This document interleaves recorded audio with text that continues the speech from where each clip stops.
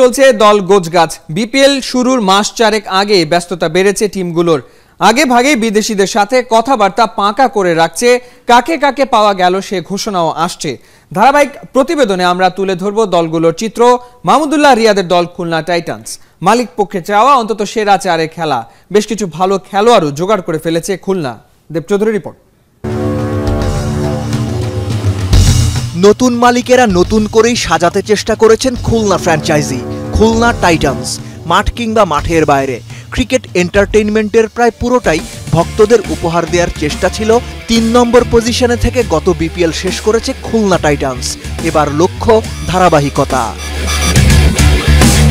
Team করি সবাই champion হওয়ার জন্যই, বাট প্রথম টার্গেট হচ্ছে আমরা যাতে টপ 4 আবার রিচ করতে পারি। এটা কিন্তু একটা important consistency to be a good team. এক বছর আমি পারলাম, এক বছর আমি কোয়ালিফাই করতে পারলাম না, তাহলে তার হবে না। বিদেশি কোটায় গেলবারের স্কোয়াড থেকে আছেন পাকিস্তানি পেসার জুনায়েদ খান।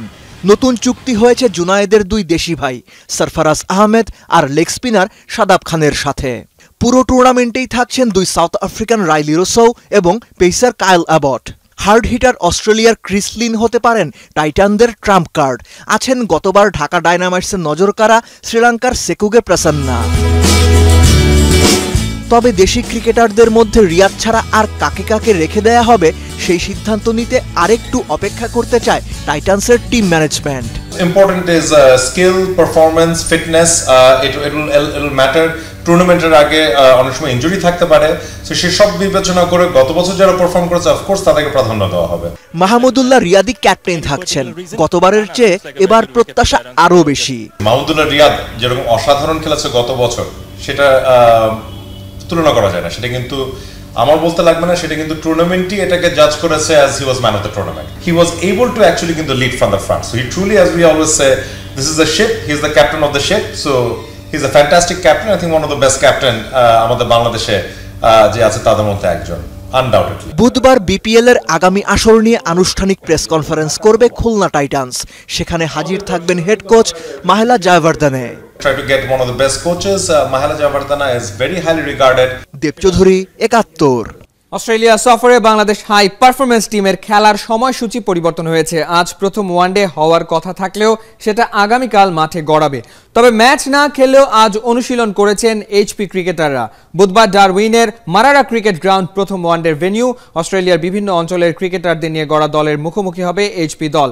5টি ম্যাচ খেলা ছাড়াও প্রশিক্ষণ ক্যাম্পে অংশ নেবেন ক্রিকেটাররা। আগামী 16 জুলাই এইচপি টিমের দেশে ফেরার কথা।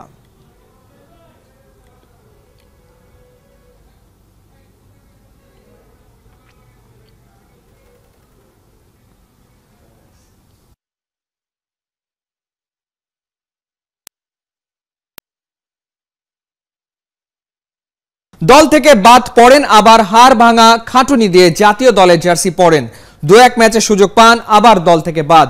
ইমরুল কায়েসের দিন কাটে এভাবেই, কখনো ওপেনিংয়ে, কখনো ওয়ান ডাউনে। টিম ম্যানেজমেন্টের পরীক্ষা নিরীক্ষার প্রিয় নাম ইমরুল কায়েস। জানেন না অস্ট্রেলিয়ার বিপক্ষে টেস্ট দলে সুযোগ পাবেন কিনা, যদি পান আবারও দেবেন সামর্থ্যের প্রমাণ। শামসুল আরিফিনের রিপোর্ট। এটা শুধুমাত্র আমার না, এটা প্রত্যেকটা মানুষেরই লাইফে আমি মনে করি একটা জিনিস। আমি একটা এক্সাম্পল দিই, যখন আপনি অফিসে যান, অফিসে গিয়ে দেখেন যখন আপনার ডেস্কটা চেঞ্জ হয়ে অন্য জায়গায় গেছে, আপনার কেমন আনকমফোর্টেবল লাগবে। সেম জিনিস প্রত্যেকটা মানুষের লাইফে, নট অনলি ক্রিকেট খেলা, প্রত্যেকটা জিনিসে একটা প্রবলেম থাকে, ভালো খারাপের ভিতরেই থাকে। ইমরুলের এই হতাশার কারণ ব্যাটিং অর্ডার নিয়ে টিম ম্যানেজমেন্টের পরীক্ষা নিরীক্ষা। কখনো ওপেনার, আবার কখনো 3-এ খেলানো হচ্ছে ইমরুলকে, কখনো আবার ভাগ্য বিড়ম্বনায় একাদশের বাইরে। তবুও ইমরুলের আশাবাদী মন সবকিছু মেনে নিয়েই ব্যাট হাতে রানের ফোয়ারা ছোটাবেন। আসলে অস্ট্রেলিয়া টিমের সাথে টেস্ট ম্যাচ খেলা প্রত্যেকটা প্লেয়ারের জন্য একটা বড় অপরচুনিটি, যে এদের সাথে আমরা সবসময় টেস্ট ম্যাচ খেলি না। আমার মনে হয় যে এদের সাথে যদি আমরা সেই সুযোগটা পাই, অবশ্যই আমরা সঠিকভাবে ইউটিলাইজ করার চেষ্টা করব এবং আমরা চেষ্টা করব যে আমাদের টিমের যে টিম হিসাবে খেলা এবং ভালো কিছুর রেজাল্ট এক্সপেক্ট করব সবাই।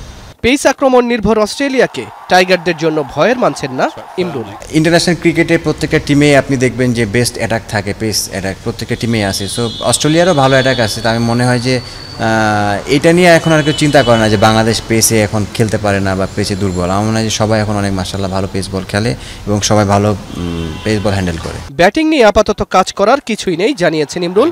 জোর দিচ্ছেন ফিটনেস বৃদ্ধির উপর। Seen 3 or 4 of those that have gone to the fence. Shamsul Arifin, একাত্তর। Very good